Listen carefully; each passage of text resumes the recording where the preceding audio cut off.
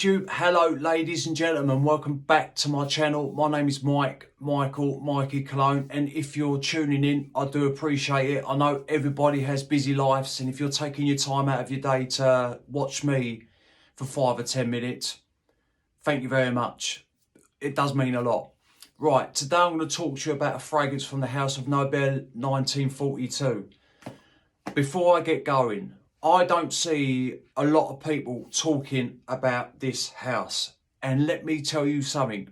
They do some hit fragrances, fougere fragrances, gourmand fragrances, amber fragrances. They have a great selection. No, I'm not getting paid by the brand. They don't even know who I am. I'm nothing compared to them. I'm just letting you know, people, this brand do some hits. Right. I'm going to show you the presentation and then I'm going to read you the notes. I want to read you the notes. I know some people don't care about the notes, but if I tell you the notes and then it helps me explain the fragrance a little bit more to you, and then I can tell you what I get from the fragrance. So the box is just sort of a standard presentation.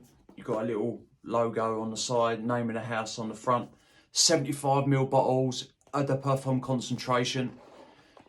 The bottle sits in there like so, and that is a stunning little bottle. You've got indentation where the bottle sits, slides back in. Look at this, people. Look at that. You're telling me that won't look good on a shelf? It does. You've got a lovely little pattern on the sides, gold plaque on the front, name of the house and the fragrance. You've got a signature on the back, maybe the perfumer's signature, or maybe the people that own the brand. Lovely looking cap, weighty cap, with a plastic insert. You've got the logo or that pattern on top of the atomizer. Atomizer on this, fantastic. Look at this. Lovely bit of juice, nice distribution, lovely mist. Look at that. People, great fragrance. It really is. Right, I'm going to read you the notes. You've got amber, neroli and bergamot up top. You have patchouli, French labdanum and immortelle in the mid, and in the base you've got tonka bean, sandalwood, vetiver and Virginia cedar. As soon as this opens, you get that bergamot, you get the neroli, you get that amber, and you also get the patchouli and labdanum. That bergamot only lingers for a couple of minutes. It is literally just adding a freshness to that initial blast. And that bergamot on my skin soon dissipates. Then that neroli comes forward with the amber and the patchouli. I would say patchouli, amber, then neroli. So the neroli is sort of sitting at the back a little bit, but you can detect it. It isn't faint. But the patchouli is more dominant than the amber. Then you've got the immortelle. You get nuances of that. To me, the vetiver is taking the edge off the amber and patchouli. So it's not making it too much. It's just got a little bit of sweetness to this fragrance. Not overly sweet, not sickly sweet, just a little bit.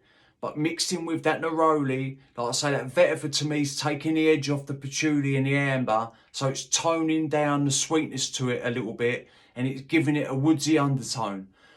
Right, you get the Virginia cedar. Yes, I do not detect no sandalwood in this, unless it's blended really well and my nose just can't pick it up. I don't detect no sandalwood.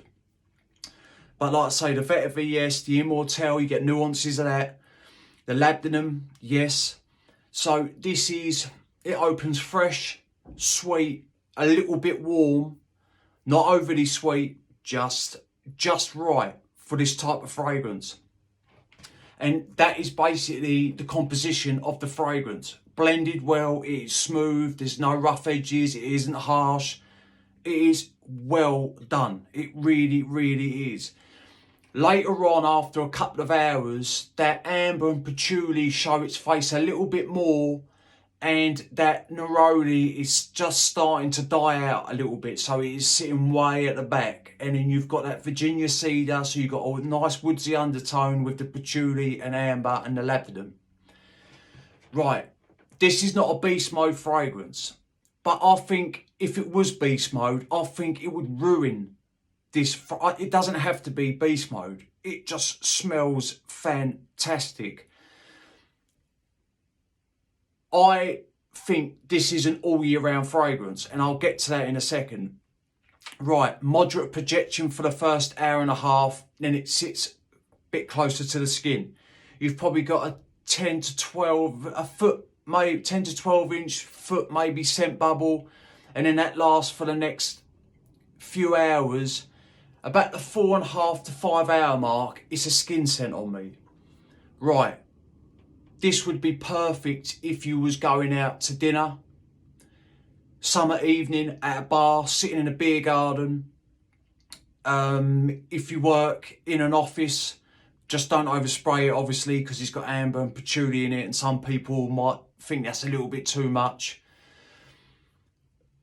During the cold, it won't cut through the cold, so if you work outside all day, this isn't going to last. You might get a few hours out of it, then it's gone. But if you work indoors, it's happy days. Blistering hot days, no. But then that is why I said summer evenings, through the spring, definitely. Colder days, definitely. If you're lounging around the house, gym. I wouldn't class it as a gym fragrance, but if you want to rock it to the gym, you can. It is just a stunning, gorgeous fragrance. It really, really is. Like I say, carry a decant with you. I think it would ruin it. I think if this was beast mode, I think it would just be too much. I really would. But that's my sort of little review on Ambra Nobile from Nobile 1942. People, let me know if you've tried this fragrance. Let me know if you've tried any from the brand. I would love to hear from you. I really would. Remember, people, smelling good's always a pleasure and never a chore. And I will definitely see you on the next one. Cheers.